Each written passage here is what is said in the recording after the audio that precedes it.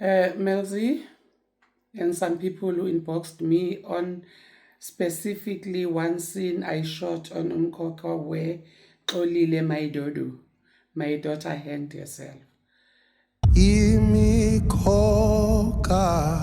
yalomhla bake yawephula ke umoya wami yebo le mikhoka yalomhla.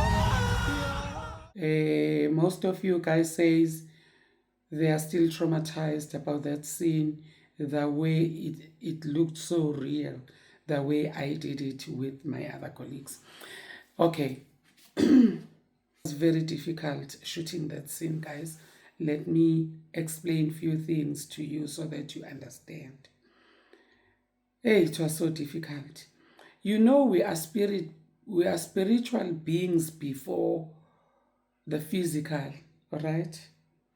I'll take it as sabantu bakamoya kuqala ngaphambi kokuthi siba abantu benyama. So amasina nje ngiyaya awuvela uwenze. Right. So I remember makufanele sishuthe, there were so many difficulties on set. Ngenkathi sishutha i-drama series because yona scene, those were the first scenes that we shot. Eyadlala kuqala kwi-drama series before we started shooting a telenovela. And ngangisebenza with one of the twins, Zakakhuzwayo. That actress, guys, kwathi makufanele sishuthe leya scene, I remember kwavele kwabasta i-generator, sahluleka ukushutha iscene. Makufanele siyoyishutha iscene, kwaba nezinto eziningi ezaba yingqinamba, ezaba ama-challenges ezenza leya scene sangakwazi ukuyishutha, until the director came to me and said, Mamthele, please, can you help us with the situation? I don't know what happened to him because it was the first time ngisebenza naye. I don't know.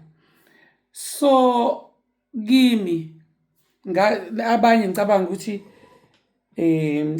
maybe beza kimi because, sorry guys, let me fix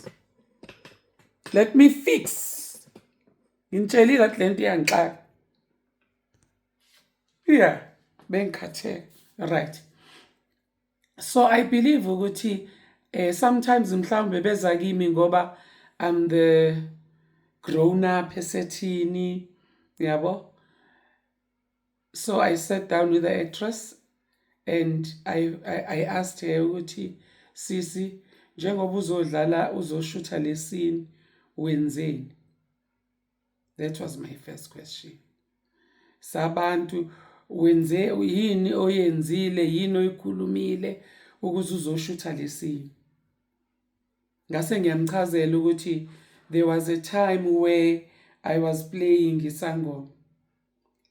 So that scene uma ngizoyidlala ngafica umuntu omdala lapha eJoburg la sasishutha khona, wayesengibizele eceleni, wathi sisi, izinto ezinjengalezi awuvele uzenze, uhlale phansi and talk to yourself ukuthi yonke imimoya yabantu bakithi abake baba abalaphi bendabuko, njengoba ula uyasebenza, not that you inviting them to be with you on what you are doing. What the way we shaya ngakhona le role le, believe me, ngeke uphele 2 weeks ungathwasanga. Ngathi mina ngafika ekhaya ngazihlalela nje, ngathi ngiyacela ukuthi kuwo wonke ama-spirits, hayi ngoba ngiwamema ukuthi mina sengisentwasweni, mina ngiwumlingisi, ngiyalingisa.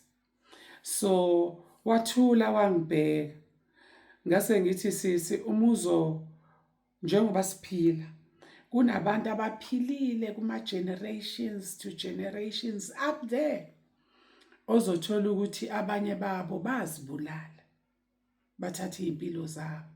Wena ngenkathi uyihenga, uyabona, nokuthi you are given life to live, and when are you taking your life away, somewhere in spirits, it's like laba bakwenza lokho abaphila ngaphambilini emlandweni wempilo yakho babona ukuthi yes, it's very deep guys, angazi noma nizongi-understanda na.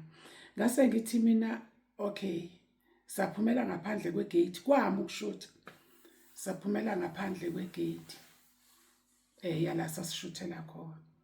Ngathi uyasibona lesa sihlahla like kwaku isihlahla esiwile ubona mhlambe sawiswa umoya angazi, hamba ufike uhlale khona and talk to yourself, ubucela kuwo wonke ama-angels akhishwe emaphakadeni uzobheka impilo yakho, ubucela ukuthi bakuvumele ukuthi wena ushuthe lesini ngoba wena la uyalingisa, not ngoba uzama ukuyibulala.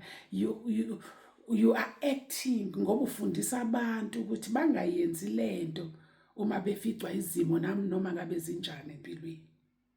Wa-understand Shem, wahamba wohlala laphaya, wakhuluma yedwa, ngayimela le kude emgaqweni, wakhuluma waqeda. Then she came to join me. The first question I asked, how do you feel? Wathi, mama ngifila sengathi lento ngabe ngayenza kudala.